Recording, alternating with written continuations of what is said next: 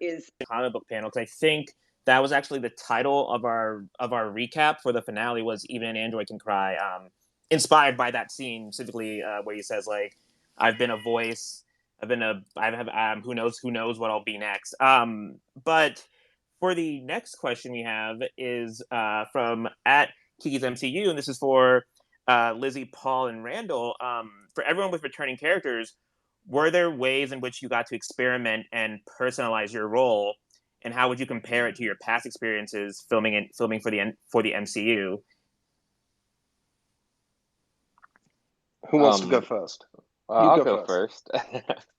Well, in Ant-Man and the Wasp, Jimmy Woo was pretty much a kind of a was a really comedic character, and one thing that Jack and I talked about early on was, to flesh him out a little more, and one thing that was important to me was to show that he was really good at his job, and I think we got to really see that here in WandaVision, and on top of the fact that he's just a way better magician than he was in Ant-Man and the Wasp. But it just felt like you just got to see a lot more sides to this guy, and in that sense, it was just great fun for me. Randall, it was also your idea, the runner of Jimmy always like trying to connect and share Yeah, and being yeah, misunderstood. I think I put that's right. because in Ant-Man, when you and Paul Rudd have the moment when he thinks you're asking him to dinner. And so Yeah, yeah, we put a little beat like that for you, and you were like, what if that's a runner? What if yeah. we keep that, he keeps getting into that scenario? And we in the room we were like, yes, let us write a million of those moments for Jimmy. That's right. Well, similar to Randall, I felt like I got to play with more sides of Wanda through this, especially her playful, loving side, and I don't discredit the other arcs because I didn't have really that wasn't relevant in the story that we were telling in the other films. You really, you know you, when you're in an Avengers film, as honestly opposed to one of the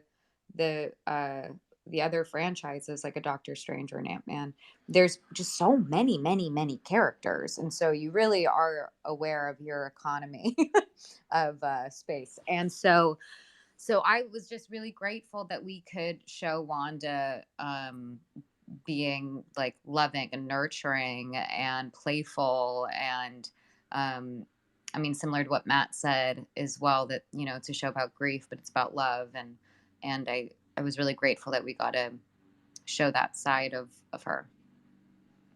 For me, I've always found Marvel to be incredibly collaborative and sort of weirdly so. I was really surprised when they first came up and said, "Hey, what do you want to do next? And where do you see your character going?" But just to sort of reiterate what Lizzie just said, we'd found a lane for both of us to be in, which was sort of unique to the Marvel world.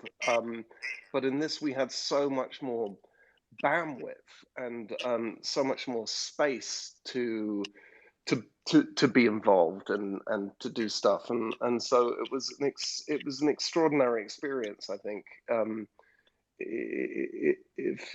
For me, this whole journey has been the job that just keeps on giving. I could never have imagined that it would end up in a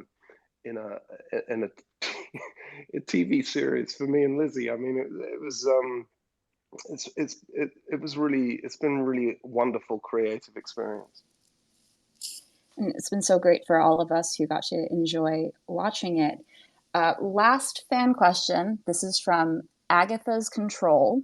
Is that actually Catherine Hahn? Who can say?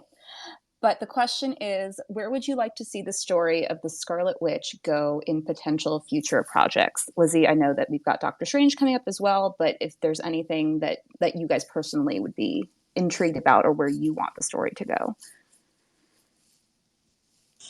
That is honestly so hard for me to answer. After doing a whole other movie.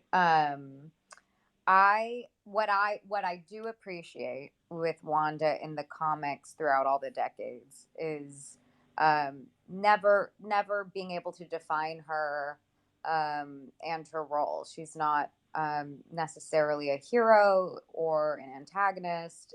She's an anti-hero, and so the opportunities with her are there's it's vast. There's a lot to there's a lot of ways to use her, and I feel like ways that we can continue to keep the audience on their toes. And so I just hope that we get to continue to do that. I feel like WandaVision was really a special opportunity to round her out and make her kind of like a maybe a, just like some just this question mark for everyone of what does she do with this new information as she starts to gain more confidence and autonomy from what is the Avengers. And so it's exciting, and I feel like there's lots of opportunity of where she can go. For me, I'm frightened to say anything in case it doesn't happen. Thank you very much. Awesome. Well, thank you. I think this is a great place to end things because we've been here for a while. Thank you again to Elizabeth Olsen, Paul Bettany, Jack Schaefer, Matt Sheckman, and Randall Park for joining us today. And thank you to everyone else for listening. As a reminder, all 9 episodes of WandaVision are available to stream on Disney Plus right now. And please make sure to check out all of our coverage at EW of WandaVision. Thank you, everyone, and have a great rest of your day. This was so much fun, guys. Thank you again for stopping by. Thank you, everybody. Thank you. Thanks so much. Thank you. Thanks. Bye. Have a great day. Bye.